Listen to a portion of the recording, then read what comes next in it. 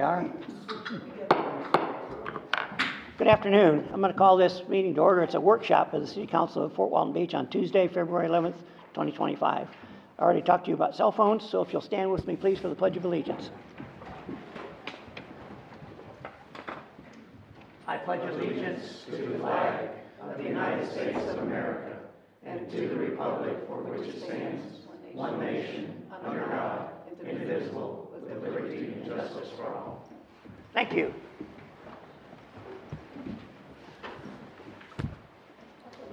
Yeah. First item on the agenda is our discussion item, which is item number 3, implementation of the Charter Amendment number 3, limitations on the budget increases.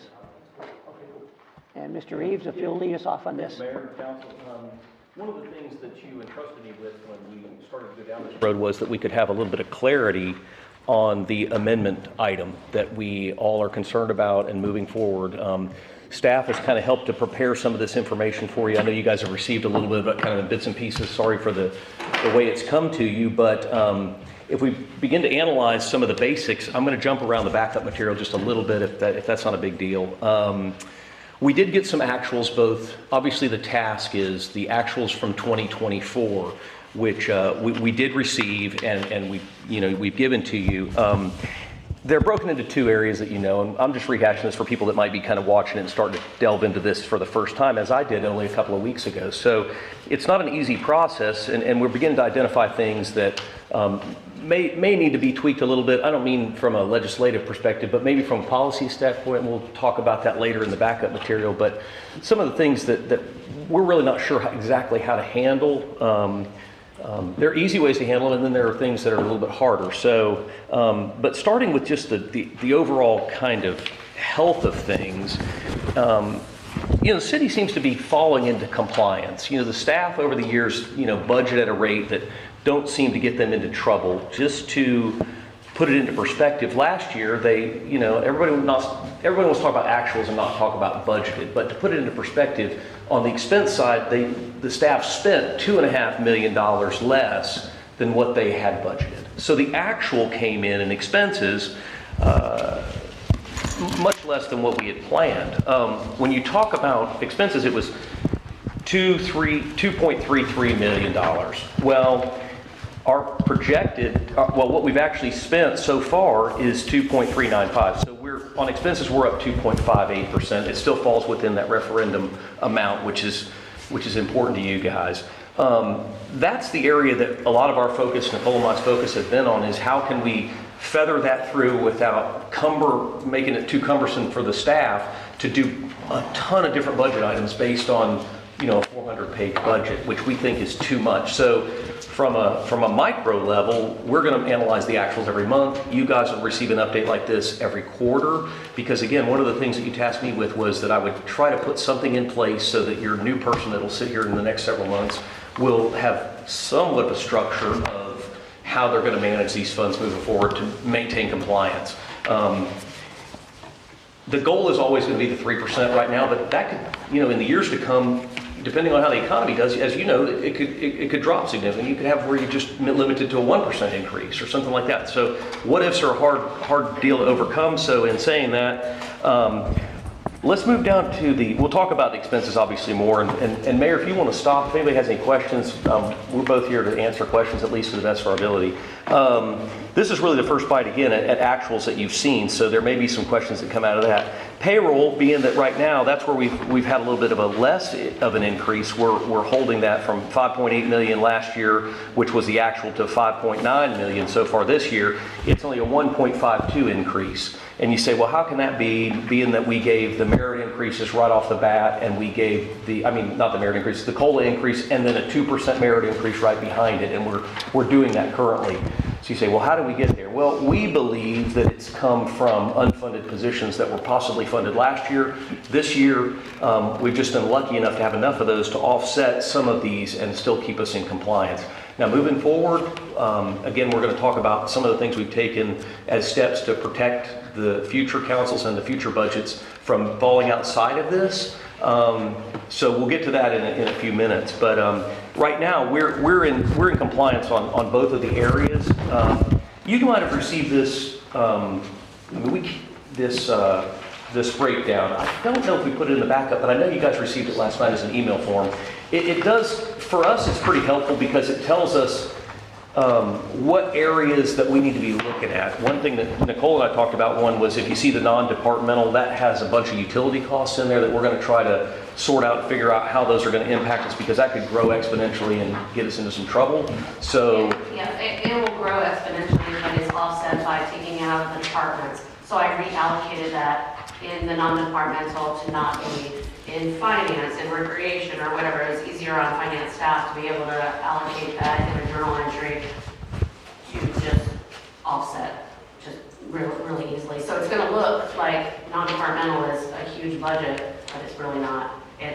You'll see it decrease in the departmental budgets.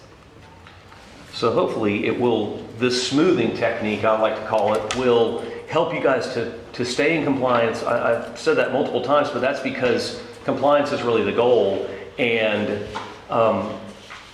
like I said, as we go through these quarters, that's why we're going to look at it monthly. Hopefully your guy will take that moving forward and say, hey, we're going to analyze it monthly, because we don't want to get way far off and then try to shore it up in one quarter as we get to the end. But when you talk about departmental things, and this is something I brought up, we know that we're spending more on fertilizer in April in Rec Parks and Rec. So we hope to think that that's built in the curving effect, that as we go through the budget and we don't see those big spikes and drops, and they're already built in. Like if you look at some of these departments, like the city clerk, because obviously I work closely with him there, we went over some of her things. A lot of the ITs, that's why they look a little red, because a lot of their budgets come on early. Those contracts are paid right after the fiscal year ends, and those checks are mailed out. That's why they're reflected in the actuals. It looks like, man, they're spending a bunch of money, Rob. How are they going to make it to the end of the year? But they won't have a lot of expenses moving forward. The payroll, we've talked about that. If you look at just 4 times of what the first quarter looked like, they don't change a whole lot. We are, again, we'll move in a second over to the things that we're doing to help you stay in compliance, and that should help you with some of the overages that we see coming. But it's a big onion. I mean, there are a lot of pieces to this. From the every department has something that falls inside or outside of this 3%. And there's no, from what Ms. Copps told us, is that it took effect on November the 5th. So a couple of you didn't support the budgets. It would have been nice to have 2 budgets that now we're implementing the one that really does hold us in check. Staff, at the staff meeting this morning, we talked about, they do, I think, a zero-based budget. Don't you know, that's the deal. So they try not to see big increases in the budget anyway. So if things do fall out of that, they can make a decision to go and buy that. They've got the latitude. But they may have to budget at 10% below, so they meet that 3%. We really don't know yet. This has not really been done in Florida, but I mean, they're willing to make those changes on positions. So let's move to the second part of the presentation. Dennis, can I ask you a question real quick? Yeah, what do you got? So I can understand this correctly. So are you saying that some utility allocations between the departments, we're taking them out of the specific department and we're putting them, congregating them under the finance department in a new account? Yes. So it's going to deflate those accounts, but it's going to increase this account. Okay, I just wanted to make sure. General fund will have like all the different accounts, like recreation, finance, all like IT and all that stuff. So instead of allocating a portion of the utilities to each account, we put it just all in one to make it a lot easier for staff to be able to do the utility journal entry and all the things. So it's still the same amount of money. Right. It's just going over here. So it's going to look over. I know, but when you look at previous budgets and you see, hey, $80,000 in utilities over here, and now all of a sudden you see, oh, it's down to 2,000. Where did that go? And that's the whole trick of accounting is you can hide stuff wherever you want. Hiding things. I'm not saying you are hiding things. I'm just saying that that's what tends to happen. As a matter of fact, I was having a conversation with Jeff's dad the night that he resigned, and we were kind of talking about the golf course, and he was talking about the whole, hey, why it went from an enterprise fund to a regular general fund. A regular general fund is at that time they were making too much money out of it, and the residents were complaining, so they started running police department expenses out of it, but they couldn't do it because it was an enterprise fund and the money could only be spent in the golf course. So I'm just, I know that that's not happening now, but, you know, just trying to figure out where all the money is, make sure it's going in the right accounts and stuff like that, so we can see everything. And then one more thing, these contracts that we have, because me and Chief actually had a good conversation last week about one of their contracts and about how it jumps up, you know, from what, 20-30% from one year to the next year. That's on a contract. Yeah, in some places. So these contracts, when they're due, are we not amortizing them over the full 12 months? When the contract's due, we're paying all 12 months right then and there? So, Yes. okay. Especially for software contracts and things. Yeah, I you think have those to pay come up due front all and at then I'll once. give you the software. I mean, every department that I look at, it has an issue where, like the clerk, I'm more familiar because Kim shares a lot of her information with me because we work right there together. Some of her software contracts go up 7, 8, 10%. So I mean, Yep. and you know, so those are things that, you know, maybe would have been changed a little bit going into this year had they not realized that, hey, we're going to have to use the 24 actuals from 24. But So even if you're amortizing, it's still gonna be the same It's, cost. yes, it is gonna be the same cost, but just when you're looking at it from month to month, when I go into ClearGov, Oh, I'll yeah, have kind of an because idea yeah, of yeah. where everything's going, you know, because like your favorite saying is everything is not linear, It's not. which it is not. You know, going from one month to the next month to kind of keep a track on this, to know where we're going, if we're going in the right direction, because it looks like first quarter, we're in a good position, but that could change really quick and get way out of hand, you know, in the second quarter, in the third quarter, and it could But only take a month to do I would that. think, and until we see them in the actuals, I would think everything kind of like when he talked about summer and then more fertilization and all the things, like that should flow probably pretty 'Cause- well. 'cause if It's you still look not at linear, spreadsheet- but it's still flowing. Right, right. It's, yeah, it flows seasonality the Yes. same from one year to the next year, Yeah. correct? because some of the departments they haven't spent hardly any money yet. They're waiting for the big time to do it. But Dennis, yeah, go ahead. if okay, Mr. Mayor. In the beginning, you had mentioned 2.5 million and 2.33 million, and I know it was just kind of, so a number I'm looking for, I believe, are the 3 categories total, 24 actuals of personnel, operating, and then capital. What kind of number are we looking at in total growth availability of dollars, not percentage? Oh, well, we know percentage-wise it's 3, but dollar-wise, so personnel, how much Hang on, I'll tell you. was So- actual? So And capital's not included. I'm sorry? Capital's not included. Well, and I was looking at that, this document here, the implementation, and then it listed those 3. So item 3 there, expenditures for capital projects, capital outlays, that's going to be dealt with separately somehow? That's not under the charter amendment. The only thing that's under the charter amendment is all funds, personnel, across all funds, no matter, even if that fund is included, and general fund operating expenses, which is account 3100 through 5500. Okay. That's all that's included in the. So I'm looking then, I don't know if you have it in front of I've got you. it. So the What- limitation on annual budget expenditures, it lists items 1, 2, and 3. okay, so 1 and 2 are definitely available. So the difference between 24 and 25 was in expenses were Yeah, total expenses for 24 for personnel, that one category column that we're looking at, what total is personnel was 26.6. 26.6 million? Right, 26.6. With a 3% increase, it's 800,000, well, 797. 797, Right, good. so you add it up, you get 27.388 million. Okay, and then the other category, the total expenditures for operating expenses, what is its total? It is, the total 24 actual Yeah. was 8,263,000. So that's 34.6 million times 3% is the total amount of money. Yeah, it's a 200, give or take, 248 grand is what Gotcha. we've got above that to increase the expenses by. Play around with, okay. Numbers that weren't in the agenda, correct? No, these are out of staff, these are out of our in-house software.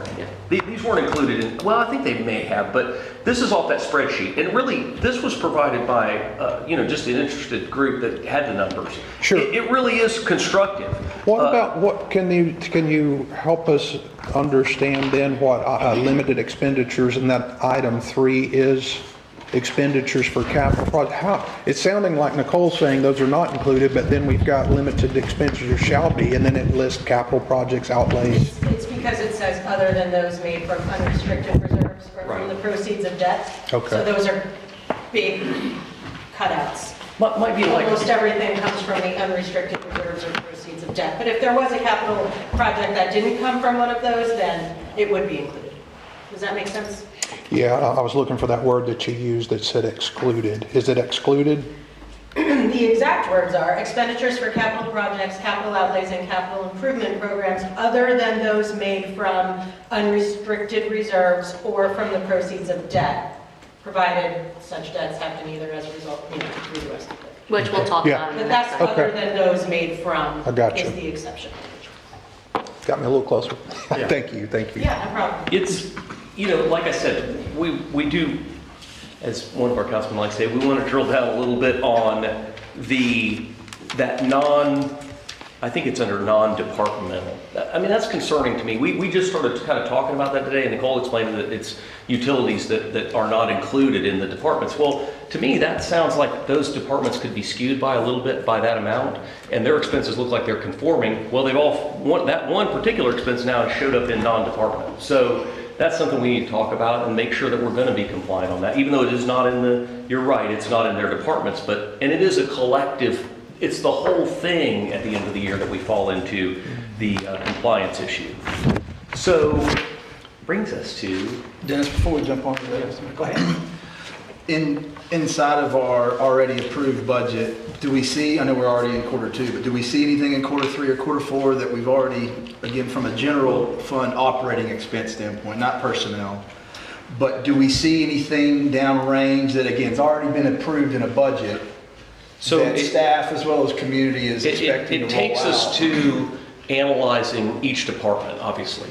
But this morning in the staff meeting, when they're all here too, but we talked about them beginning to work with anybody in their department that has the ability for purchasing, that have made purchases on supervisor level and things like that, so that they can look out, whether it be Chief Beige or Chief Morgan or any of those people.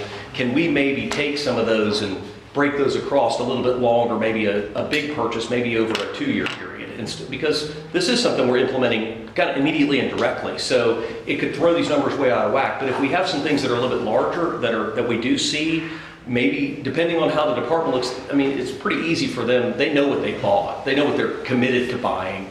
And I think those things can be changed. So it's a good question, and we are. So I know we can't always project out, especially when it's not always linear, but at this point, we're not going to be discontinuing or stopping any major service because of some general fund operating expenditure concerns. Not at this Well, point. Quarter two, quarter three, and quarter four of this year. We could Not- at some point, but at this point, I don't think we are. Not this minute. Correct. For this budget year. Right. We don't the see budget it. that was already approved leading up to this legislation. Right. With these numbers that we got, what I'm asking is, we don't have anything downrange, what I'm hearing from quarter two, quarter three, quarter four of this year of any major general fund operating expenditures that would get us out of totality, out of compliance. Well, And if we Not do- yet, but then No. as we're looking at it, we will be looking at discretionary funds that we would have to cut. That's Because right. obviously, essential services is the huge thing in general fund. So if we start to see us coming out of compliance, we're going to have to cut discretionary funds. And remember, these are one thing that I find difficult, and maybe you guys do as well, because I'm relatively new at this as well, is that we're talking about, it tends to, you get a little bit clouded because you talk about, the city obviously has multiple ways that they're taking in revenues. And some of those revenues are not affected in any way. But there are some general revenue funds that support some of the stuff that's paid for by funds that are not being controlled by the 3%. Like for instance, concerts in the park, in the park. If the chief expects, he's got to bring in a bunch of part-time officers to cover some other areas, it's general revenue hours that are going to shore that up. So in other words, what I'm saying is it creates an expense in general fund that a special fund we don't have to worry about is kind of putting on. Makes sense? So when you start thinking about it, there's a lot of pieces to this puzzle, and trying to plug them all in sometimes gets kind of tough. So one of the things we talked about was, for instance, things like all the police activity in parks. Everybody gets involved and kind of coalesces around the Billy Bullets Festival. There's parks, Danny's people put up barricades and move things around and move around bleachers and make a lot of stuff happen for the parades and some of the events that go on. And their general fund, we could maybe work some of that around to take some of that out of either TDC funds or other ways, but it's too complicated, you know. Very so- complicated, but what I'm hearing is right now is we have the numbers just through Q1. We can't really project out everything linear, especially in that general fund operating expenditures. But as it sits right now currently, there is no immediate concerns of needing to make any detrimental cuts to any essential or non-essential services. I don't think so this Not time. at this point. I mean, I talked to each one of you about that based on what these actuals would look like, and when the actuals came out, I mean, I was relieved that we don't have to, you know, I talked to each one, most of you about possibly doing some type of hiring freeze on non-essential employees, things like that. Right now, it doesn't appear that we, you know, are doing with that. I think we're going to kind of take it a little bit department by department, case by case, employee by employee. Sure. And I don't mean existing employees, I'm talking about new hired employees. So that's something that we're addressing, which sounds like you guys want to talk about that now. So let's kind of move to that. What staff and even me for the short time that I'm here, and again, I mentioned that this is something you trusted me with to try to put us on some kind of a path to maintain compliance. I'm holding obviously weekly and bi-weekly meetings with staff to make sure that, hey, are you guys seeing anything coming up? And we've already talked about that. We're formulating a plan for 26, which, you know, we got to start thinking about that. Everybody wants to know, well, how are you guys going to move it forward? Because we're working off of actuals. Well, we don't have actuals for this year. It's 25. So what we're going to do is we're going to take the 24 budget and we're going to add 3% to it. You already have that number. And we're going to add another 3% to it for the 26 budget. So like I said, we haven't, as this, it's kind of a moving target, because as these actuals come out month by month, if we see that things are going to begin to, we're going to have to tell staff, hey, you're going to have to dial that back. Maybe you should budget 5% less than last year. If that means you've got an unfilled position there, don't plan on filling it. If you know, or maybe you could combine a position. Maybe one, you know, maybe a person utilize them in both ways. So those are going to be ways, personnel's, I hate to say, but that's going to be the way it is. As far as getting rid of people and eliminating positions, we're nowhere even thinking about that. The city is in a great financial position. We don't have to worry about that yet. But as the years go by, I think you are going to be stuck with some issues. I mean, there are going to be some problems, I think, with funding. I mean, again, I hope many of the staff watch. They're concerned about their positions. No intention of this council have I ever heard from any of you guys. Clearly, it's not on my radar. There's not a downsizing. There's no getting rid of people. There's no benefits being cut at this moment. But again, that's why I think we need to have a healthy dialogue in meetings like this so that we can plan a little bit how you think we should take care of some of these things, and we're going to identify those next. Things that we see that are troublesome that we just don't know what to do, and we'll get to that. But the 26 budget is going to be a 6%, hopefully a 6% increase if things hold together, and we won't start that until April. And a couple of you said, hey, why don't you start that now? Well, it just doesn't work that way. We got a procedure, and we started in April, and they're getting ready kind of for that now and looking at their budgets and go from there. The COLA and merit increases. I mean, I hate to talk about that, but it is something that's going to have to be addressed. We cannot afford to continue to give the employees, we're going to continue to employ them in the capacity they are, and we hope to be able to give them the 2% merit raises. But I don't know how in good conscience you guys can commit to each one of these personnel, $26 million with a 2% on top of that. That's a lot of money when you're talking about $26 million across the board. Now, I think that there might be a threshold there to, from an income standpoint, maybe, you know, your certain level of people, but maybe not the top tier, that the leadership positions, maybe you have to forego that for a while. Or I think you guys need to, that's going to take some policy out of the ones that are going to be left here and the new people that come, what direction they see for their budget and how much they want to, how much they're going to be able to get. But even me personally, I think 5% is unsustainable in many areas. Some of you have come out of some governmental experience. You know, I know the mayor has. I know that you have, David. You've worked in some of those sectors, and that's pretty healthy on the public side to be able to provide that each and every year. And it tends to be a little bit hard for that entity to sustain long term. The growth of your payroll just it just goes. So, like I said, that's something that is going to have to be talked about. It doesn't have to be talked about right now. I've heard a lot, and we've talked about this in a little bit of our staff meetings, that maybe if we had parlayed the 2% to commit to every employee, but I think it's very difficult now to go back and say, well, you know, you didn't get hired between October the 1st and November the 5th, so therefore you're not getting your merit raise. But those ones that did were just lucky enough, they like hit the lottery. So we're continuing to do that through the year. Right now, it still looks healthy enough to be able to provide that. I don't know how it'll be at the end of the year, but we'll look at that and address that monthly.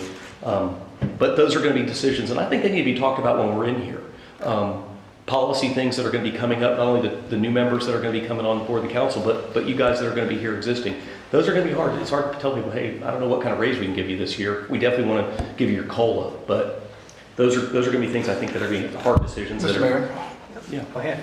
I know it's outside of the scope of this legislation workshop, but just to kind of put it in comparison, in our state's economy, they're really preparing to tighten things up. And this is no personnel, no department. This isn't just the city of Fort Walton Beach, but currently the state budget, there's no personnel increases. Not suggesting that we go down that route. It's very early. We haven't even started the budget cycle phase, but generally speaking, in all governmental agencies, you prepare for sometimes the things that you can't always know that's coming in our economy and those kind of things. So, those will be challenging conversations that we'll have to have, that the states have and the counties have and the municipality here at Fort Walton Beach will have. Just wanted to put that in comparison. Yeah. Thank you, sir. Mr. Mayor, if I can jump back in too, because I got a little on when I asked you about the 2.5 and the 2.33 at the beginning.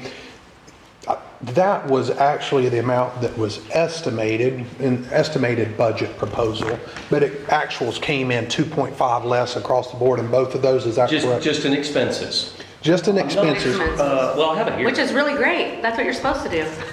Well, and I know it's a big budget, so percentage-wise, it's not that big. I'm just kind of moving towards the overestimated funds that the budget called for that were not needed. Right. Where'd that money go? It's unrestricted, unrestricted general fund fund. balance. It just goes into the pot. I mean, there's nothing that's flowing. It's all sitting in the pot. It's just a plan. It's a budget. It's a plan that, oh my gosh, if we have to spend 100% of what we need to spend, let's plan for it to make sure we can afford it. And then if we go under, we're like, yay, team. Yeah. great. No, I know, I think a little bit of overage is definitely better than the under and that kind of stuff. I'm not saying it's good or bad. I was just thinking that, the budget set out, we've got to collect this much taxes, this many fees, here's our schedule of fees, and it turned out we were $2.5 million less, so that was at taxpayers' expense. I'm not to say that we can ever get it down to 500,000 or not. I'm not sure how tight that will be, 2.5. I just wanted to make sure I understand that money was an estimate and it was over some. Percentage-wise, it might be right in line, but the money just went back into the general fund. Right. Gotcha. Just a clarification for the $2.5 million that goes over. Say you're making $100,000 out of the golf course this year, your expenses come in exactly where you want. You make $1 million out of the golf course next year. That money didn't come from taxpayers, and you're going to push another $900,000 over into reserves. So money going over into reserves always isn't a bad thing, because we have some departments that run like a business, kind of like the Parks and Recs department, based off of all the sports tourism that we do. Anything over the expense in that department gets rolled over into reserves. Anything over the expense in the golf course gets rolled over into reserves. So I don't care if we roll $10 million over into reserves from one year to the next, as long as it's not coming directly out of the taxpayer's pocket. And so running those entities like a business, in my opinion, is a good thing, because it can give us the extra revenue without having to go raise the millage rate from the taxpayers to say, hey, we need more money to do this. And thank you for that. If I understood it correctly, and I might be seeing it differently, the golf course is a little bit different, and you used the word revenue, and I know Tiffany, Ms. Corcoran did as well one time before, and I want to stay away from revenue, because revenue can go through the roof. It's the expenses that are limited. So obviously when if the golf course has a banner year and there's millions of dollars in there, that's supported by the users there, whereas taxpayers on property taxes that have to support and again, I don't know, it might be within the limits, the tolerance limits of 2.5 there. I know it's something to be mindful of. Since a lot of us have been on the private side, including myself, is that I've been trying to get my arms around this, that the 3% that 70% of them supported was that at the end of the year in our businesses, if we manage them properly, and whether it be your law practice or your real estate firm, your dealership, at the end of that year, we can, if we ran it properly, we get a distribution check back. I mean, that's what I was always working towards throughout the year. I mean, I didn't pay myself a great salary. I kind of skimped along as much as I can. It kind of equates to how our good employees have eased along and were able to not blow their entire budget, their $2.5 million they were trying to do. They could have very well spent all that money. So I guess what you guys are really going to have to think about moving forward from a policy perspective, because that's what this meeting is really about. Where do you guys see the city going, and what do you want to do with all this money and all this generation of, we've got all these employees, and we've got all these parks, and we've got all this stuff, is how are you going to give some of that back to the ownership, which is the taxpayer? And it's kind of like in our private businesses, we were the beneficiaries of it. Now we have a little bit different situation because maybe that comes in an ad valorem reduction at some point. One thing that this 3% referendum doesn't take into account, they missed one paragraph, and maybe that was by design. They didn't address what they were going to do with this additional revenue when they cap it at 3%. Now, that obviously they say logic will bring that to the table, but what a great thing that you guys find yourself in. If we somehow find ourselves that we're able to look out at the chief and say, hey, you're not going to need to get rid of any of your patrolmen. You know, you're going to be able to keep those. We're going to be able to run that department efficiently enough that we can accommodate this. I think maybe we're dreaming a little bit, but you guys are going to be able to give the citizens back a little bit of a reduction, their distribution check, call it what you want, but their break for this year, because you guys have done a great job, and we're going to continue to be able to run the city in a good way. So maybe we can achieve that with some of these funds, like the golf paying into the general fund now, and things like that. Maybe it will help. That golf course, by the way, I hate to get on a sidebar, Jacob out there, and shout out to him, he's done a really nice job. He's going to continue to do a good job. We've got some great people in the city working here. So we want to keep them with us as much as we can. And I think that's what's healthy about having these meetings with y'all, is that we can keep our city on track. And like I said, keep the citizen that pays the bills happy, keep the staff that does the good work for us happy. And you know, we all benefit from a real healthy fiscal city, which we all have worked hard for. Enough of the soapbox, I guess. I guess we should get back to work.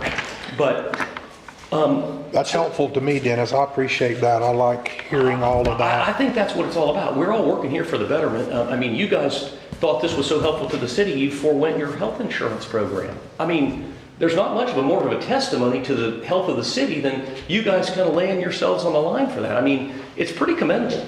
And I mean, I think that, I don't know that the public yet realizes that you've given that up immediately. And I mean, you know, that we'll give that up immediately, some of you, but it's a hard thing to put yourself on the line, and you've done a great job of doing that. Let's talk a little bit more about,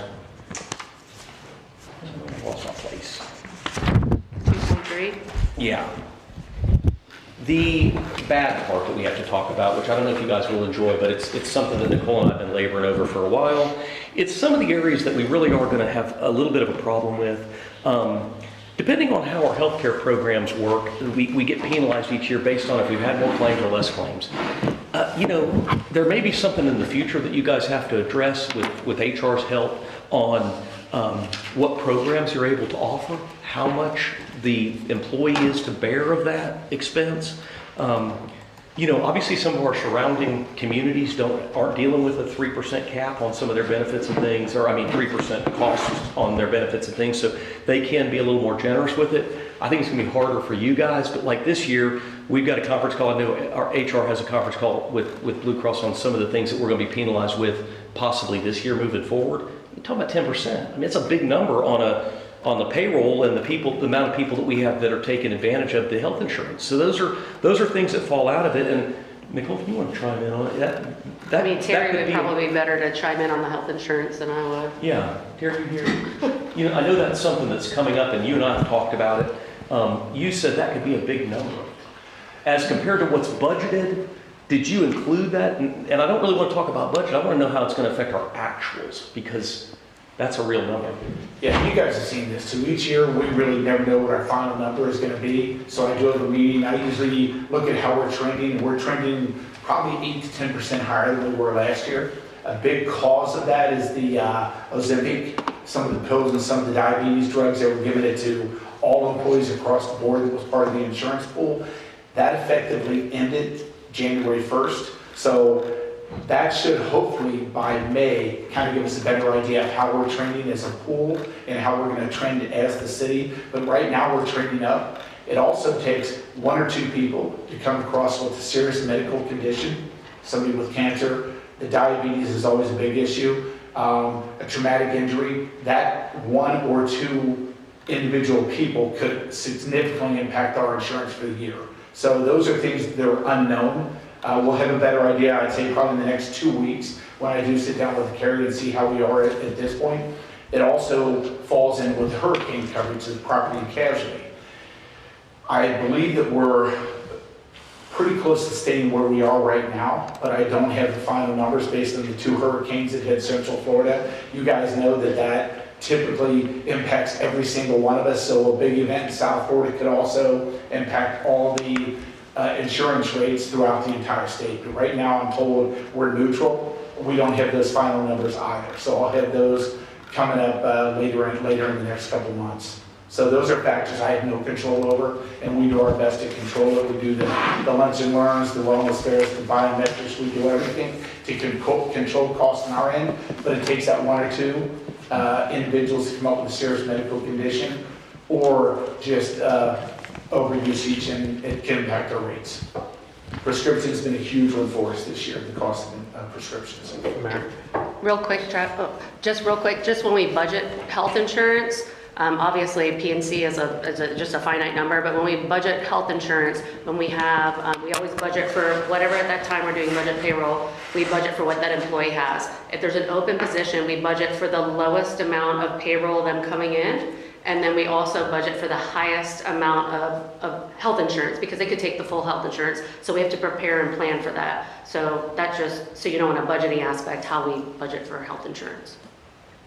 Couple things. Have we done a comparison in what the insurance offerings we have for our employees versus the other municipal cities around us and the county, I guess, to make sure that we are comparable with everybody? Yeah, and it's interesting too. You have Gulf Breeze, I believe Niceville, Definiak Springs, Fort Walton Beach. They're all underneath the PRM umbrella, or going to be underneath the PRM umbrella. I know we're much cheaper than Niceville's rates are. So, but when we did the last comparison, we were, you know, and it really is, it just takes 1 or 2 individuals within our pool to cause the rate scope. So it's hard to do the one-on-one comparison. But I know the county, I believe, is cheaper. But again, their deductibles are different, their co-pays are different, their coverage is different. Yeah, and that does offset. So it's really hard to do apples and apples off of that. So as far as a property and casualty, maybe we need to start generating a list now of what we could potentially self-insure, or some of the buildings that we can look at potentially raising the deductibles. That way, when we get to that point and say, hey, it's going to raise by 10%. All right, well, hey, we're going to self-insure these buildings. We're going to raise these deductibles. Can we get down to 3%? I do that already. I was gonna say, did we do that? We did that, yeah. And if it's worth increasing the deductible to save the money, I do it. I do it for pretty much all the old city hall buildings, because they're just invincible. And if I have to pay a little bit more money to get a better deal for the city, I look at all of those. Have we looked at any of that stuff on the health insurance side at all? Oh, I look at it. That's what the quarterly meetings are. We go down and we look at how we're trending with prescriptions and how we're trending. So we do go through and look at things as a pool, that what is going to save the various municipalities in money. We look at it every quarter. So something I would like to look at when if I get elected again, we go in this next budget session, is this kind of like 2 options. Like, hey, look, health insurance is going to go up 10%, and we very well may up here say, hey, look, that's something we're willing to accept, so we need to cut somewhere else. But I would also like to look at a situation to where, hey, what would we have to change to get it to fit within the parameters that we're given now? So kind of hey, look, this option fits under the umbrella. This option is higher, so if we go this option, we'll have to find somewhere else to get the money to offset that expense. I would kind of like to look at that to be able to make a decision on which direction that we should go. Because obviously I don't want to, I don't want to cut anything, but I also don't know how this whole thing's going to go. I have a feeling, my personal feeling is there's probably going to be a lot of changes over 2, 3, 4, 5 years down the road. So having that information now to try to get ahead of some of that stuff would be nice. Yeah, I could sit down with you and go through the various plans. I think we've got like 10 offerings that we can select from. We have one that's mid-range high, and then I've got one that's kind of mid-range low. So I call it the high plan, but it's not the high plan, it's more of a mid-range plan. And we have the low plan, which is a little 40%, cost compared to the high plan. So I do look at those, but I'd love to sit down with you, we'll go through them and kind of see what the perks are or the negatives are for either one. Okay. Okay. I will say this, we have 2 plans now. One is a better plan that you can opt to pay more for, and then there's but both of those plans are Blue Options plans. We haven't even looked at the Select plan, which is their opening price point, I think. That's not even the low plan is still an options plan, which is one of their better plans. So there are other ways that you can offer health insurance. I mean, I like the option, I call it Blue Option because it gives the patient or the person the option of where they really want to go. There's nobody restricts that.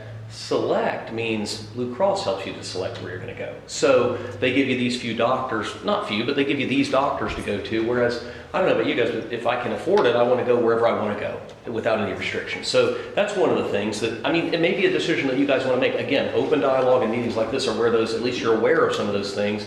That's where Terry's expertise comes in and helping to steer us where we need to be and go, and the financial side of things. Terry, hearing about those things, a lot of our employees may have family benefits from another family member, right? Husband, wife, that kind of stuff. So a spouse who's here, and maybe the other spouse works in the military or they're somewhere else that their insurance. So this one spouse that's here, they say, well, I don't really need your insurance. Is there any dollar, say, well, look, we're going to allocate $500 a month for you. Here's your $500, beats us paying, the taxpayers paying $2,000 a month. And I know that's probably not an accurate number, but a difference. Is there any option for the employee to receive a bonus pay? I don't know, for not taking our insurance, you're working off your spouses, so therefore here's an extra $350, $500 a month. Is that something that's possible? We talked about that before. We have not done it. Mm-hmm. And surprisingly, we have a lot of employees that do not take the insurance just for that reason, because they're military, their spouse has coverage, you name it, or they just take single because their spouse has coverage through the school board. But that's something we've debated and we've discussed, but we've never rolled something like that out. So Okay. it's something I'm willing to look into if that's the direction you guys want me to go into. Sure, I know for some employees, that's additional pay Whether that I someone can get. not to take the coverage, that could be something I work with Dennis on. Okay. If this direction. Maybe an incentive or something that. Yeah, it's an incentive. But Not a bonus, we're not allowed to call them bonus. Because it could be a tremendous savings for us if, a handful of them would do that. Hey, I'll take the extra $250, $300 a month, whatever that number turns out to be. But something meaningful that would want them, make them, incentivize them to do it. Sure. The only concern with that, those that are not taking it, guess what?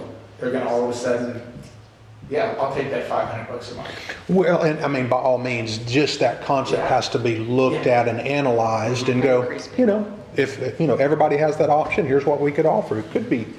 But again, it may get some of them off, and some of them may say, well, you know what, I'm going to go on my spouse's, and I'm going to take the $300 here, go on my spouse's. So we might see some savings in the end of overall policy. Just a thought. Thank you. Okay.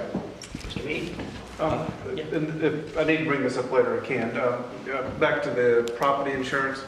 If there's an older building, myself or whoever's here after I'm gone, I would like to continue to consider self-insuring on some of these items. If there's, a little to no value, but it's exorbitantly expensive to insure. But it really brings me to another subject, and I don't know where it would fit in the agenda, so I'm just going to ask now. The City Hall, what would a new City Hall cost? Or what are we generally looking at? The last time, I think Daniel was in about 15 million as a...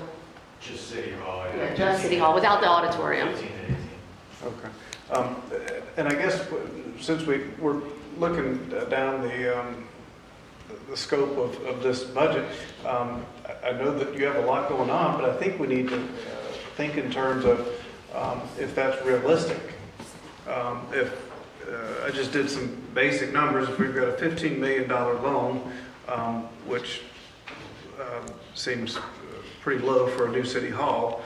I'm not saying it's not legitimate, I'm just saying if that's what it is. If we've got a 7% interest rate, we're repaying it in 20 years, that's $1.4 million per year we're making in payments. Personally, we refer to our personal lives, which I think is why we're here, what we've done in private business. I had a roof that needed replaced on my building. We went and had Keith Rockman build a pitched roof on there, and it's given a whole new life to the building. Big eaves, there's no watershed on the building, and I know that this place may have taken on water 20, 30, I don't know how long ago, years ago, but maybe that's something that we as a council consider is if we have these budget limitations and we're sharpening our pencils, perhaps we should focus on this in light of worrying about our employees. The one thing is debt is excluded from the charter amendment. That's one thing that'll be brought up in there. It's still money out of our No, out of our 100%, coffers. 100%. But if you're talking about the charter amendment. I am talking about the charter amendment and our budget. We would still have to put money towards a new city hall, wouldn't we? That's correct, but it wouldn't be under the exclusions of the charter amendment.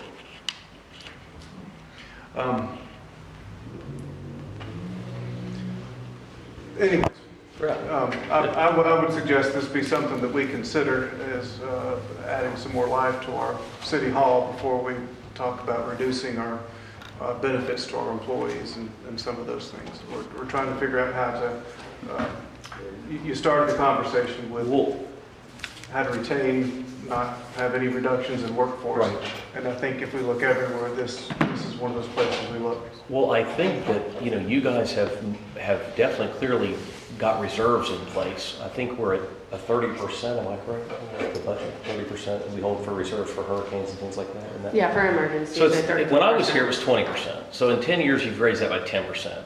So I mean, 30% of, you've got a tremendous amount of reserves. I mean, you definitely are in a position, especially the property and casualty insurance, which is the next thing on the list. We kind of touched on it, but self-insurance some of these buildings, I know Terry's looking at that, but I'm talking about truly self-insuring. I'm not talking about lowering a coverage and, I'm truly self-insuring, which I do on a lot of my property, and I know Payne's done some, we've all done some of that.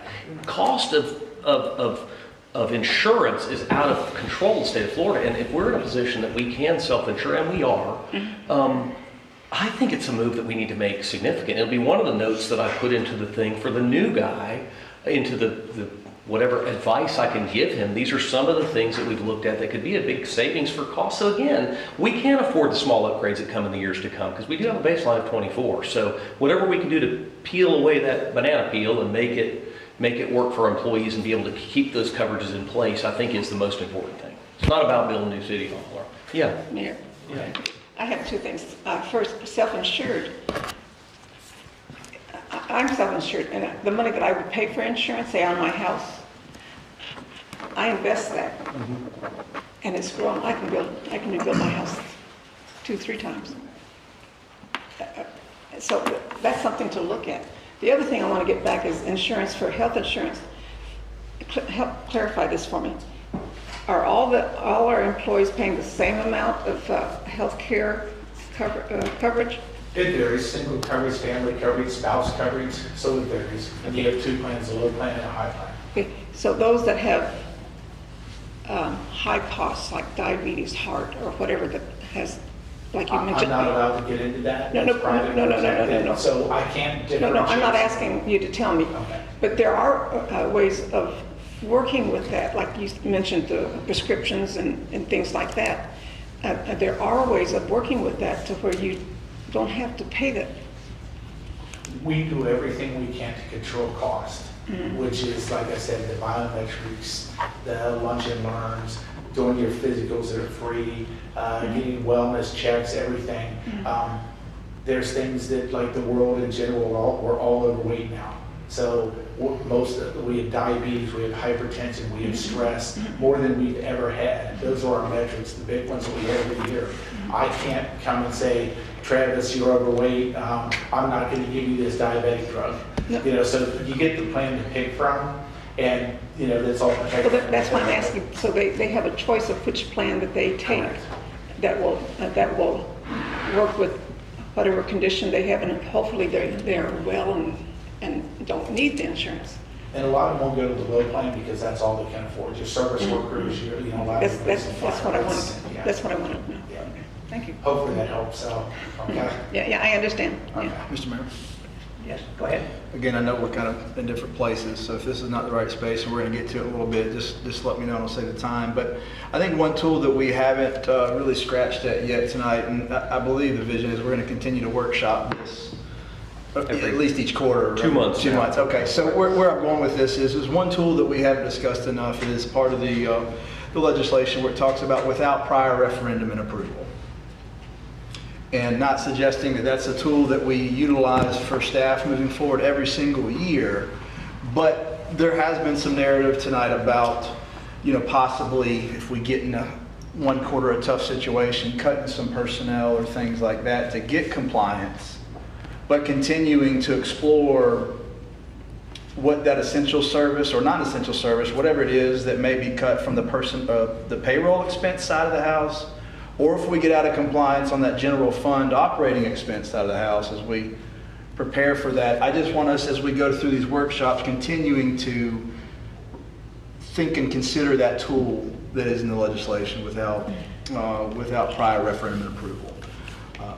Yeah, just want to throw that out there. So thank you. Mayor, I think that kind of go along with that, this is kind of what I was trying to have a discussion about, I guess, in November or December, whenever we're having that conversation, is going into the budget season, we really should end up having 2 budgets at the end of the day, in my opinion. We should have the budget that makes the city run, and if there's room in there for us to do all the extracurriculars that we want, put that in there too. But if we go through budget season and we're seeing some priorities from council, then we should have a supplemental budget. We can approve the main budget by September 30th, and then we already know what that supplemental budget is, and we can start setting a date for a referendum at that point in time so we can go out and advocate to the voters, hey, look, we support this. This is what we have to do now from here on out to go get these extra things. This is what the extra money's for. We're selling it to you. Please go vote on it and vote for it. And we're not spending all of our money in the first quarter anyways, as you can see. So by the time that goes to a referendum and can get passed, it'll give us 3 quarters left in the year to be able to spend that money on whatever additional things over and above that we would ask for that wouldn't fit within the 3% cap. Well, I mean, that seems reasonable, but one of the things that came up at the staff meeting this morning was that when the fire assessment fee went away, which many of you repealed that, no problem. Staff didn't say, well, we're going to cut some firefighters, we're going to cut an engine, we're going to go back to the rescue, we're going to do whatever it takes, we're going to do whatever it takes to make that happen. One of the things that came up in the staff meeting was that the voters, I think, supported with 70% vote, this 3%, because they haven't seen anything reduce in services, even though we cut that money from the previous year's deal. They're going to see some reductions. I mean, they're going to see some sooner or later. I mean, I may not be here, some of you may not be here, but what we're supposed to be doing is stewarding for the next group and looking out for our future council members and our city's history and moving forward. It's a good idea. It is. We need to plan to make some cuts and stuff, but I think unfortunately that we probably will see some cuts at some point. So but once the constituency of Fort Walton begins to see those things, it'll be up to them to decide whether this is the pathway that they want to continue to stay on, or whether it's something that they're like, I don't know if this is the deal. But anyway, Well, go ahead. That's, it's hard to forecast years down the road. I know what you were doing there, so, but one of the sadly exciting things I think about the 3% cap is it does cause us up here, whether it's us or the next group or whatever else, to get creative problem solving. And when we have a choice of, you know, cutting this or changing that, insurance, maybe how we've talked about the golf course several times, you know, and you look at, I was looking at those numbers and you go, well, maybe if, you know, that's handled by a third party, this is years down the road when we get to that pinch and we're like, oh my gosh, what are we going to do? It's like, well, are we going to raise taxes or ask the voters to pass it? Or is there an option for subbing that out, for example? So it's creative problem solving. And as I was sitting here just on the budget, I know we've got the quarterly comparisons here, and I know that 2.5 million was overestimated for 24. So when we now know 24's actuals, how far is 25's budgeted over total? I don't have it, but we've been totally working off of actuals because. Well, no, but actual is 24. That's the only actual we got. We know it settled in on a number 2.5 less than was budgeted. That's right. So when we look at that final number on 24, what is the full budget in these I did categories? do a whole spreadsheet on What's the that, budget? but Well, how much did we budget, the total budget? I don't remember because you said that it We was can too get it. much. Because that's going to reveal any Maybe- necessary cuts. Maybe 2.5 million less is what would be the I actual. don't, you said we have 797 plus 248. Right. That's right at $1 million, it's $990,000. Right, So, and it's the 3%. so we go and look at those line items that have been budgeted in these categories, compare it to 24 actuals now and go, uh-oh, there's gonna be a problem right here. We're 12% over on this one, cars, trucks, equipment, They're not- fertilizer, you name it. I'm sorry? They're not included in the amendment. What's not included? Cars and trucks. I know, I'm just. Yeah, no, I I'm just appreciate it. making No, I sure appreciate you It know. is confusing a little bit Well, because, you know, you get all that, you think it's just this. Personnel. It's just expenses and personnel is really the 3%. Well, and theoretically, Affected accounts. I'm sorry? Affected accounts. affected But I think it was accounts. Mr. Mead said, it is all our money. I mean, it's all the citizens' money. Sure. So when you start thinking, and you know, I'm an extension of y'all at City Hall, so I'm working for you, which you guys are employed by the citizens. So however I can bridge that relationship and be an advocate for them and you guys' direction from them, I think is important. It's ultimately all citizens' money, one way or even those funds that aren't included. Well, thank you. And Nicole, you had mentioned you had done a spreadsheet, so I'd like to get from my own, to add to this, Nicole, we're 25's budgeted line items, and this one's a little bit, so that, you know, this one personnel line here is 12% over. But to have the breakdown on that spreadsheet where I can look and go, oh, it's because we have 3 unfilled positions, that's different than we're maxed out and we're still over kind of stuff. So I would like to see full 24 in those lines. Well, 24 is here, but it just doesn't have the breakdowns, but No, I did a 25 24 actual in general fund versus a 25 budget and kind of like the difference. I did do a whole thing. We'll get you- Yeah, that's just a, yeah. It's not totally, it's like 90% complete. It Gotcha, takes a thank while. you. Thank You you. know, yeah, cool. But I mean, I guess I don't really care about the individual accounts because you guys can move the money around Yeah, it in there doesn't as matter. much as you want. But if we just know what the total is at the bottom from the 24 actuals to the Well, that was the whole thing 25 Dennis and I kind of joked about. He looked at it, he goes, Jesus, he's like, this is an accountant spreadsheet than I've ever seen one. So, I mean, I'm not. So, but I can get you guys some total numbers or give the spreadsheet and you can do whatever you want with it.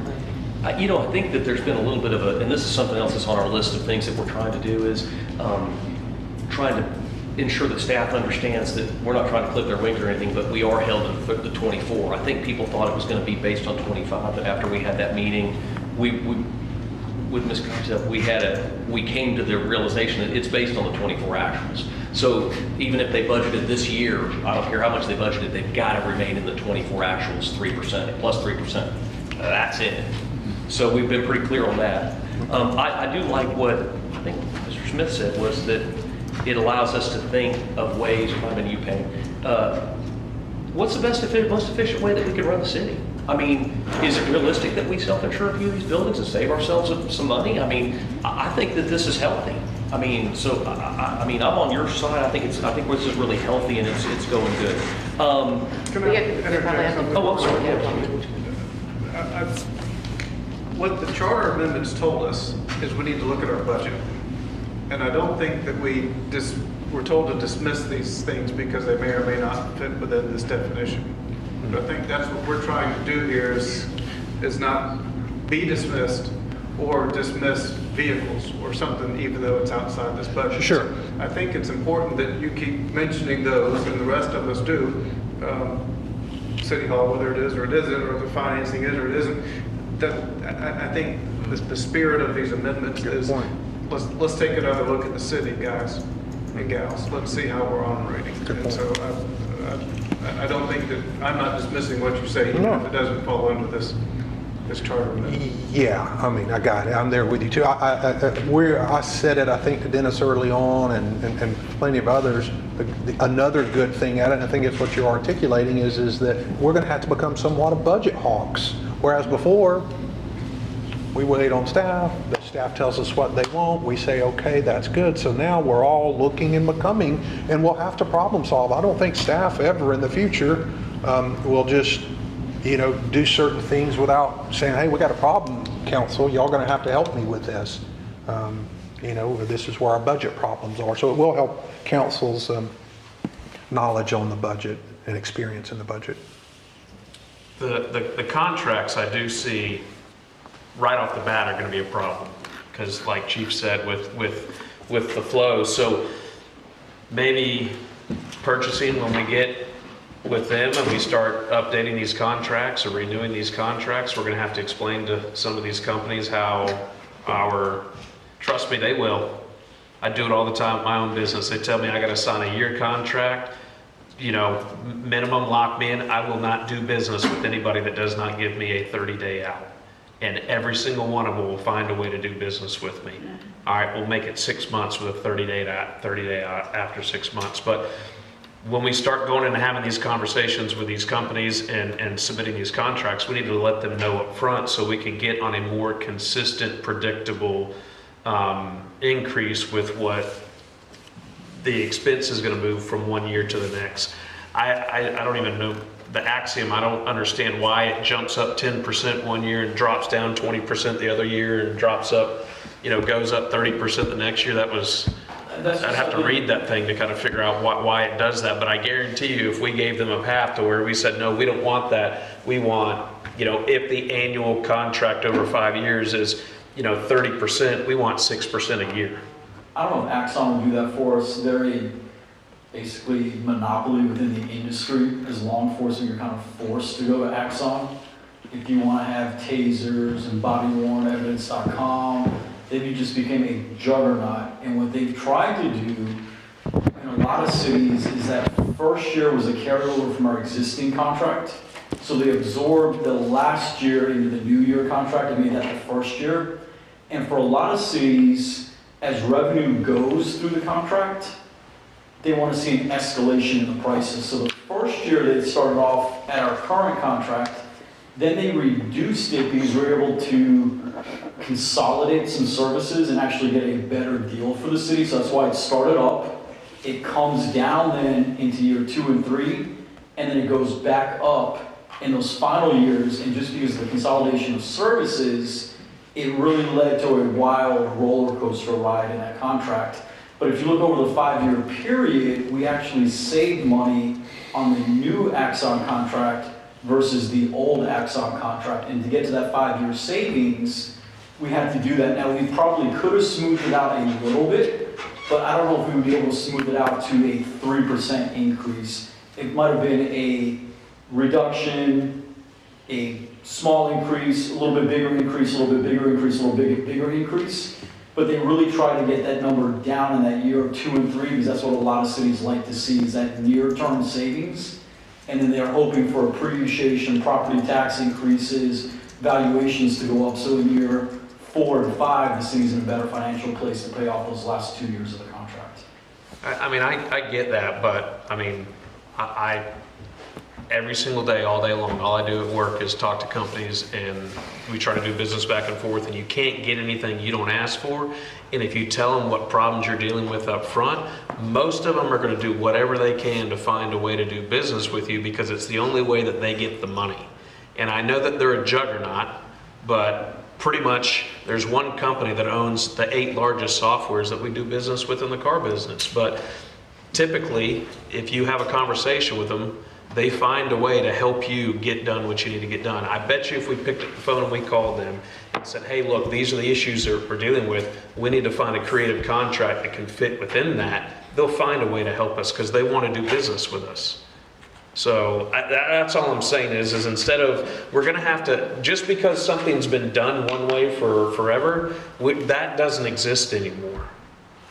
We have got to start having conversations with these companies and saying, hey, look, these are the issues that we're dealing with. Help find us a way to resolve this issue so we can get this to fit within our budget so we can continue to do business with you.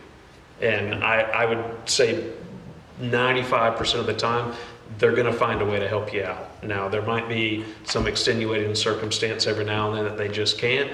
And, you know, there's always another company out there that wants to do business with you. So. Back to you, Mr. Reeves. I think we covered the contracts. Did we talk about pension expense? Yeah, no, we've skipped that one. Yeah. I can talk a little bit about it. So pension expenses is in the whole personnel that is capped by the charter amendment. And so when I had my last pension meeting, right now we're funded really well. We're funded at 103%. So our pension expense is like $200 and some thousand for the general fund pension. But if the economy switches and we're underfunded, the city's going to have to pay more in that expense to be able to fund the rest of the pension, which by statute we have to do no matter what. So our pension guys were really concerned. They were like, okay, what happens if it flips and you guys are going to have to pay $600,000 or $700,000 for the year instead of $200,000? And I said, I don't know. We're capped by that 3%. So this is something that I think needs to be an exception, which I have mentioned before, because it's nothing that we can control. The economy controls it. It's nothing. I think these people are funded and they have to be funded by statute. So that's one that I think needs to be changed with an ordinance or however it works to be accepted. Although it's probably an emergency expense if that was to happen, which is covered, so. I mean, if you guys want to call it an emergency expense. Well, I think if it's it would be required by certain- Florida statute. Yeah. I guess my question is have we looked at buying the pension out? I mean, what do we got, 11 employees on it? I don't know how many. 23. Have we looked at the cost of what that might cost of buying it out? No. I think that might be a good place to start because. But you still have police and fire pension too. Correct, and there's nothing we're going to be able to do about that. No. Those are contractually obligated, I think, through the state, I believe, right, FRS? All of it. I think fire is FRS, isn't it? They have their own. Yeah, they have- Oh, it's a 175, but it's still mandated by state, so, I mean, I think that would kind of fall in what she's saying there, but, But you'll I still mean, have the same problem. the ones outside of that, you know, we're sitting here looking, well, theirs is by union contract, I guess. I know, but the funded and unfunded, like if you're not funded, then you have to pay more in. Yeah, it does, but, they do really well on that. But I guess maybe looking at and seeing our 23 employees that are not, you know, statutorily mandated and stuff like that, why don't we look at that and see what it is to buy that out? And that could save us money right there. It may not, I don't know, we'd have to look at No, it. I have no clue. But Yeah. I would just be interested to see what that looked like. I like it. Okay. General fund operating expenditures related to capital projects. So to put that into terms, it's the 8 new ball fields could possibly require some additional staffing. I think that can be achieved interdepartmental. I mean, that's just my opinion. We maybe cross-train some people to that department or something. At least that's one example. But there are other projects that could come your way that you might want to improve or make larger, or, you know, that was, Nicole, isn't that something that you kind of brought up? Thought it'd be good if we discussed that. The well, expenses surrounding, like well, if we improve the capital Yeah, like anything that's funded by half-cent sales tax or TDC, it's gonna have general fund operating expenses that are attached with it. So even though the TDC and the half-cent sales tax is not covered by the charter amendment, and we can spend the money that we're getting in, we're gonna at some point have FTEs, like the museum, for example. Remember Tiffany talked about it today. It's a project that was already going on, and now it's gonna be a bigger museum, so they're gonna have to have another FTE or two. Like excluding things like that are paid through half-cent sales tax seems to be something that should be exempted, because we can't control those things that we're already building. Like, if you can build it, we have to be able to pay for it in utilities, in FTEs, in all those things. You know, but then you think about things like we had, just came to me yesterday, but out of the golf course, for instance, Jacob put on the new ball machine, which some of you guys that swing a club once in a while, he added that new ball machine not too long ago. Been very successful, but he used to have an attendant out there that would man that. So it was typically 2 part-time positions. Well, both those positions have gone away. Well, that creates 1 FTE. It's also in the Parks and Rec. That's what I was talking about, because it seems like most of those positions seem to find their way. They're not going to be in Chief Morgan's department. They're going to be typically in one of the in Parks and Rec or somewhere like that. When we add a capital position somewhere, I don't know, an attendant down at the landing. I mean, I was sat in a landing meeting today. It's going to be a pretty nice facility. Who knows? Maybe one day you might want to put an attendant down there to take care of it. Who knows? But those types of things that again would be a general fund employee. Just something to think about. Some areas that, you know, we don't know yet how we're going to deal with some of these things, so we put them on the list. Being that it was our first meeting. Go ahead, sir. What I'm hearing too is a lot of, I say a lot, whiteboarding and collaborating some organizational structures. Mm-hmm. When is, and I know we're all, or as far as in that role that you're in now, when is the last time that we've had, I know every department, every budget year is looking at consolidating, you know, different things and different processes, but I'm not aware of any, and maybe at the staff level, others can share, but when have we done some major organizational restructuring? We actually just, We're talking about it right now. Right, but leading up to this point. It's more of a condition. It's not eliminating positions or any of that. It's really a little bit of a discussion among directors and HR and some of those things about how we can streamline some of the departments and maybe make them work a little bit better. Mm-hmm. I mean, I don't have any bones talking. You know, you guys all know how much Jeff was instrumental in growing and helping with his 2 cents worth in if that's what we want to call it, in the Parks and Rec department. He was essential. I mean, I'm going to update you at the next meeting about some of the things that, you know, unfortunately we don't have him to help us manage because he's off to bigger things. But it also leaves a lot on our director in that department now. So how can we help her, you know, so we are doing that now, right as you speak. And actually more so because the new person that ends up ultimately filling this seat may bring a lot of expertise from wherever he came from, but to kind of begin to at least start the process a little bit for him. So it maybe makes it a little bit of a time where he doesn't have to worry about that immediately. Everybody's pretty well under control and in a position where they're comfortable. So those changes won't need to be made by someone that has no experience with the city. I mean, myself and Nicole, and you guys are all familiar with these departments, fortunately because of Michael's help and then Jeff's help and now me interimly is what I can give. But I see where there's some deficiencies, especially having such a loss with Jeff not being in this seat and having management ability. I mean, I sat in a landing meeting today that Tiffany was very, very well versed on, did an excellent job, but there's a lot of moving parts down there. That's one piece of that puzzle that, you know, we've got a great director that is I think now, Jeff almost could advise, and because he started some of those projects. So now not having him, not that he's not a phone call away, but we don't want to bother him every day with some details. So that is something we're working on. Good. I think that's a great question.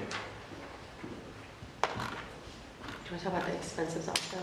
Yeah, you want to talk about that too? Yeah, I could talk about that. So we were also trying to get your guidance on expenses that are offset by revenue. Like in recreation, we've had an uptick, and Tiffany can maybe talk a little more about program revenue. It's like all the people that do all the classes and all that. So we're bringing in a ton of revenue based on these, but our expenses are going up and going over budget because we're having to have more and more classes, but we're getting offset by revenue. So anything, or like the golf course, if we're having more sales in merchandise, or we're having more sales in whatever it is, if it's being offset by revenue, I feel like it should be excluded because it's really a net zero or a net positive.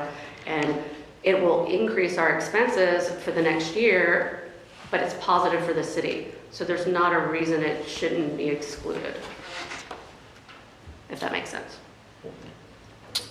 Are you asking us to interpret the charter amendment to apply to this? No, we're just talking about things that concern us, and then to get your guys' direction on all these Well, things. and not even, you don't have to come out with, No, we not want you to today, meet this right, tonight. yeah. But just, we won't, these are things that we've identified that I definitely will make in my report to the new person, that these are some of the things that we talked about, that as we go forward, as I help you through this, whatever the process is that we're doing now. But in just the dialogue I've had with you, some of you this week, you've identified some areas I think that could really help the general fund, like, and I think you'll see them come forward in how we're utilizing some of the things that could be somewhat revenue sources for the city, whether it be maybe we could open up a few more times on some of the things that we do make good money on, like the leasing of the fields, or I don't know yet, but those will be some of the things that maybe in the short time that I'm here that we bring forward, and maybe we begin to talk about how we can raise revenues a little bit through some of the things that are revenue generators. If it means, Jacob comes and reports on us some of the things he's got, he has improved quite a bit. I think you will see revenue out of that particular entity really increase now that we have someone that is kind of looking at it from a little bit different perspective. So those are the types of things, but this is a little different item. It's just, these, like I said, Nicole, this is just something that we kind of whiteboarded, so to speak, that we wanted you guys to be aware of, that where we see some problems. So, the big ones are some of that pension stuff, the health insurance is a big one. We'll work through it. I mean, with obviously the help of your new person, and like I said, as the interviewing process goes, just again, I'm glad we're having this now. Those of you that will be involved in some of that more intricate interviewing process, these are some of the things that might be good questions for them. Hey, have you had implementation of some shortfalls in budgets and things? So those will be good questions for you guys. But we just wanted to make you aware of it. Yeah, there was only two other things, like 2.3.6. talking about the one-time annual cost or biannual and triannual. And like, for example, this year there was an election, or there is going to be an election. So we had a budget $17,000 for an election. Last year there was no expenses for an election. Those kind of expenses I think should be exempted, because it's not our fault there wasn't an election last year, but now we're going to have to base off of the prior year actuals when there really wasn't any activity going on. So those are certain things. And the last thing was the issuance of debt. That's not an exemption, and this goes back on Mr. Mead of what you were talking about. If you look back in the agenda item under number 2 in the discussion is the original approved charter amendment. There's kind of something I feel like we need to look at, and Ms. Kopp, I'd love to look at this with you. It talks about the issuance of general obligation bonds is what they want to do. However, it says that it should be secured and paid for revenue sources other than ad valorem taxes. But if you know what a general obligation bond is, a general obligation bond is secured by ad valorem taxes. And if we can't pay that, we have to raise the millage rate. That's why we always go for revenue bonds all the time. We don't ever do general obligation bonds. So I think that's just something that we need to go back and look at and probably amend. Amend the charter amendment? It's in 2.1.3. Mr. It Mayor? contradicts itself. I'm sorry. Sure, go ahead. Mr. Mead, do you?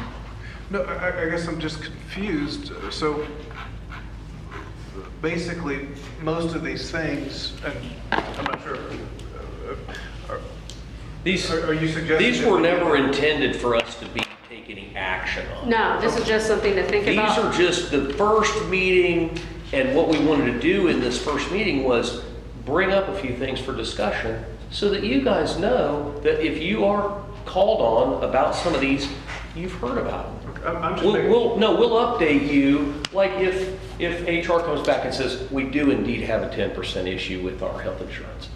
Hey, great. Well, you're going to look to whoever's sitting here, me and Nicole, and we'll say, okay, well, these are some of your options. And but these are some of the areas where it could come back to council. Hey, we need some policy help on this. Do you want us to do X, X, or X? And this is not going to be something that's going to be able to be addressed in the budget cycle because it happened almost pretty quickly. One thing that Nicole just touched on was there's a lot of little 10, 15, 20,000, tonight, as a matter of fact, just to give you an example, is something for the LSV parking, that you guys are going to take up and discuss. I don't know if I support it or not. As a city manager, it's not part of our 3%, but if she's talking about $15,000, $17,000 election, cost, these 17, 15, 12, 20, hey, I need to replace some cameras that weren't, maybe got broken, or I got some things.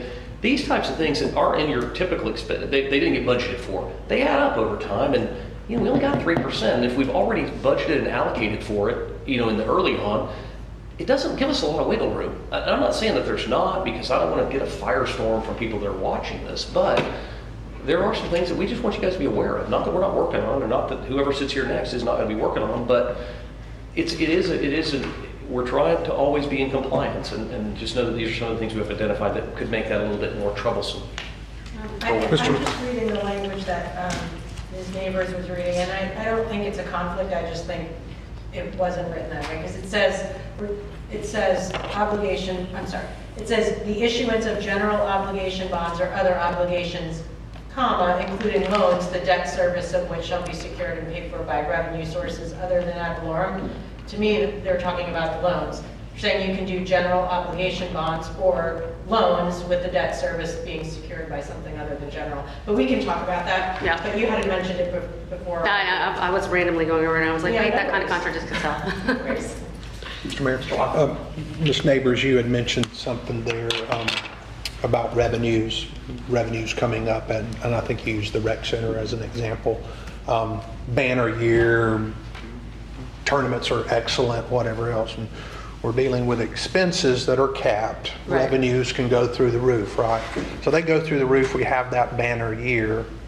That money that is a banner year revenue, it goes back into the unrestricted funds, is that correct? That's correct. Okay, so that kind of brings me to and Ms. Cobb, maybe I'll catch with you, but I just want everybody to know I'm having troubles processing this on number 3, expenditures for capital projects, capital improvement programs, and then comma, other than those made from unrestricted reserves, which that money would be going into it, so they could go towards capital improvements, correct? Correct. So you have a banner year over there, and we decide, maybe as a group or not, I don't know, we decide we're going to pump the brakes a little bit on those 8 fields, and we're going to do 1 field a year.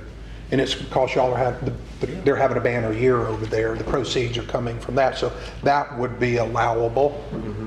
So it's revenues is one thing, and expense is the only thing that's really capped. So I'm all in favor of great revenue, except from property taxes. And then the last thing, just you can probably clear it up for me real quick. From the proceeds of debt. That's not familiar language to me in the private sector. How do you get proceeds from debt? What are you talking about, proceed? What is this talking? Which one are you on? I'm on number 3, I'm sorry. What is from the proceeds of debt? Maybe I'm just missing the obvious. When you take out debt, you get the money. Okay, so proceeds of debt. When you I go take out the debt, they yeah, sure. give you the money up front and then, Sure. yeah. I got you, proceeds of debt. It's loan amounts, got you. Thank you. Okay. That's it for me. Thank you, Mr. Bailey. Thank you. I mean, unless you guys have more questions, Nicole, do you have anything you want to add? No, this was just more of an informative to kind of tell you where we are, where we're trying to be in compliance. And then also 2.3 was just to say kind of where we're a little worried about as going forward, and it's just some guidance, not tonight, but just kind of where you want us to go with this and how we fix it if we come into an issue. Well, I like those concerns that you have, and I think it comes back, for me at least, I want to see that full year 24 total. We kind of got it here. I don't say we kind of have it. We have it. I would like to be able to click myself in details, but when we go and look at 25 total budgeted amount, to me, that's where y'all are going to go, hey, I can already foresee a problem. We've got a 12% increase in this one item over here. So I think that will be the big picture, and right now we've got a little micro picture, because at first I didn't know we were doing quarter to quarter comparison. And I'm like, well, that's really cheap for sanitation. I thought, and I was like, how many We're really employees do not they have? doing, I mean, we're all not doing it, but Nicole and I are going to analyze. Like, I think the comptroller has January almost complete, the actuals. So once that's ready, we'll look and see how January looked, and we'll be like, all right, now we got 1 month of the second quarter. How does it look? But I think more importantly is what I kind of started with.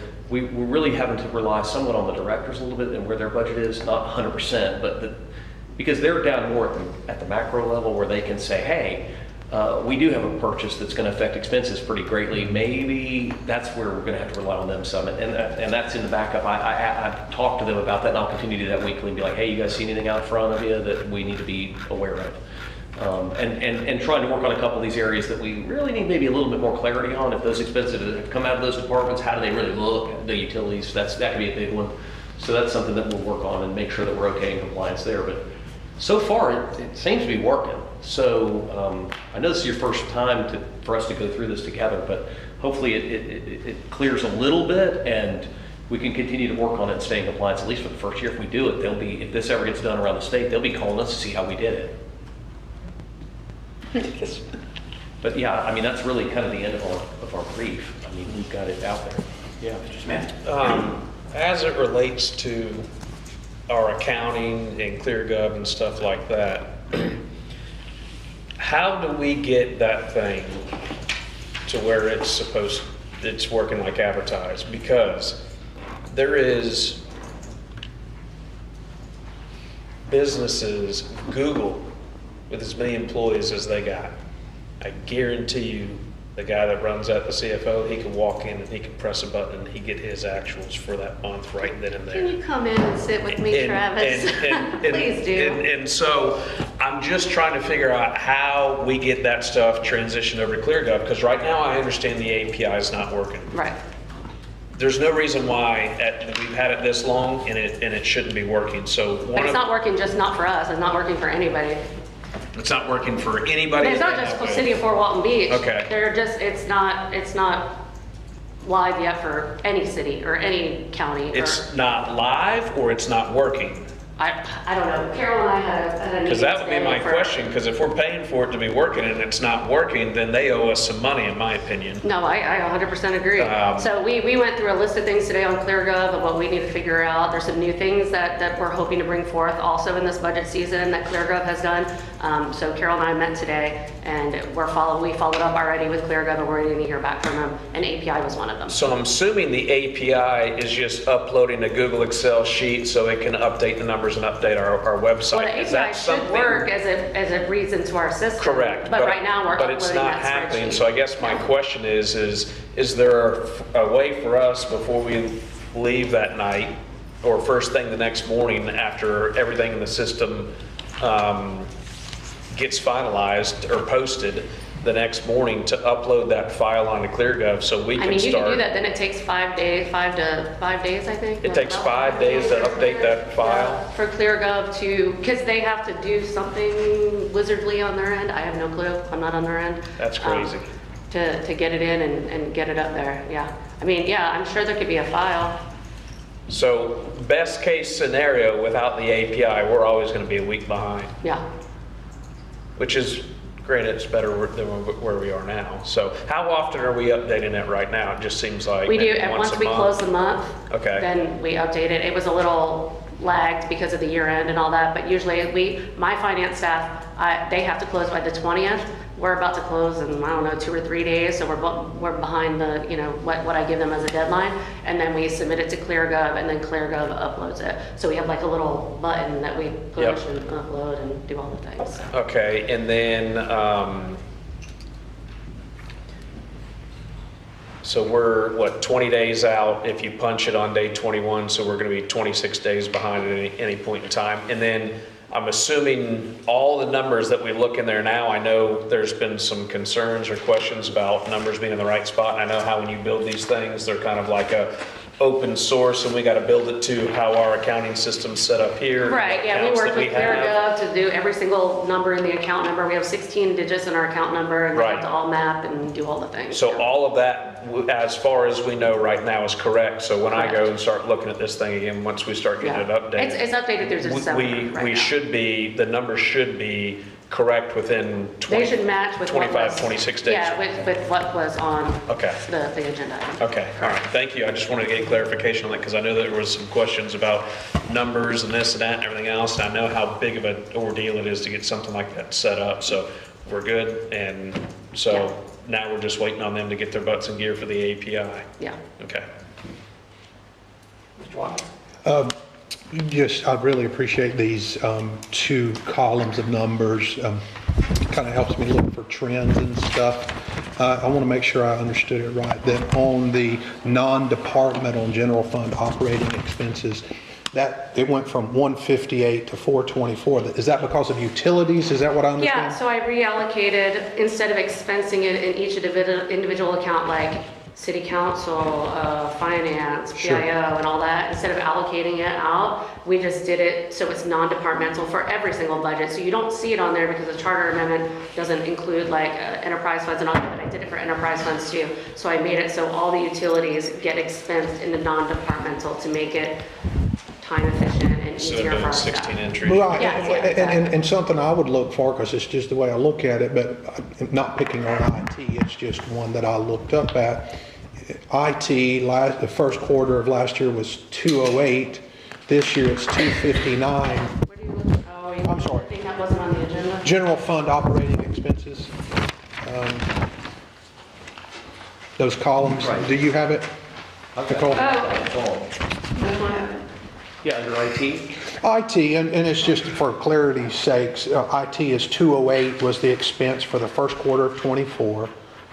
First quarter of '25 is 259, and it's really plus, and I don't know what that Oh, I plus see, number is. sorry. Plus utilities.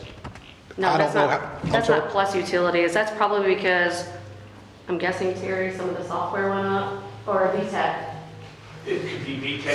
So VTech, I don't know if you guys remember, in the original budget, we had to increase VTech. We had to come back for a budget amendment because it was an extra, like, I don't remember, 100,000, like, $150,000 or whatever. So the original budget was different, yeah. Right, I mean, I don't know if last year's, which I'm assuming was 24, that 28 number, did it include the utilities? That did include utilities. So, right, Yes. so I don't really get to know the true growth or expansion of that department or cost or anything else. So in either the ClearGov or the spreadsheet, will I be able to go and see still, although you may categorize them in the non-department, will I be able to go see the utility Yeah, you expenses should, for when that you department? do the interactive budget, you can go down and see every single account number and kind of see utilities was billed. And the weird thing is I kind of reallocated utilities too, because some departments in the general fund weren't getting charged utilities and some were, and it didn't make sense to me. That's why I moved it all into non-departmental as well. Gotcha, and there's several other ones in there, but just risk management, is that insurance? So somehow, Terry, I'm going to compliment you, assuming you were responsible. It looks like we've somehow gone from 886 to 724. Don't know how that is, but is that accurate? I mean, I hope someone it's should be able to say, this is how we saved that money, right? We went from 886 to 724. Somehow, we saved a lot of money. Do we know, Terry, can you tell us how we saved that money? Yeah, part of it was actually, going out for the bid with the rates. You know, our rates did go up, but we did save some when we went out for bid. So that saved a little bit in terms of risk management. And then it falls in with the whole overview of every issue, whether it's a legal suit or whether it's a claim against the state, whether it's a workers' comp. So all those kind of fall into that. That's $160,000 Yeah, it savings. saves some money. Yeah, it sure did. And then city council went from 51 to 45 on payroll, but then down, and that's, I guess it's just helping me understand, how did the operating expenses go from 54 to 65 for city council? I don't understand how that went. Is it this building here we're in? Was that part of what caused a 20%, I think that's a 20% increase, if I did quick math, on the city council first quarter 24 versus 25? Who can answer that? I don't have I that. put it together, but I don't have it right now in front of me. Yeah, I don't have that Tomorrow spreadsheet. In detail. Yeah, Uh-huh. you're on your own on that one, okay. I just can't figure out how. We're prepared for that one. Tell us. And come sit. Yeah. Huh. Maybe the council costs is including insurance. Well, that's not, yeah, that has nothing to do with insurance or payroll or any of that kind of stuff. That's That's just what I'm saying, operating operating, how'd expenses. that go up? I don't know. All right, good stuff. Especially with y'all being off of it. Thank you. Any Might other have questions? been, might have been the chamber contribution. I'm just. Well, no, because we. No, didn't it was do the less last year. newspaper contribution. It was less last year. It went down this time? No, it went up. It went up. We didn't do the contribution. 20%. Right, so I'm sorry, I thought you were saying it was 11,000. reversed. I'd have to, like I said, we can look at it in detail and give it to you tomorrow. I would like that, thank you. Okay? Any other questions from council? Anything from you, Mr. Reeves, or? No, I'm good, thank you, Mayor. I'm good. All right, this has been a great workshop, and you've given us a lot of things to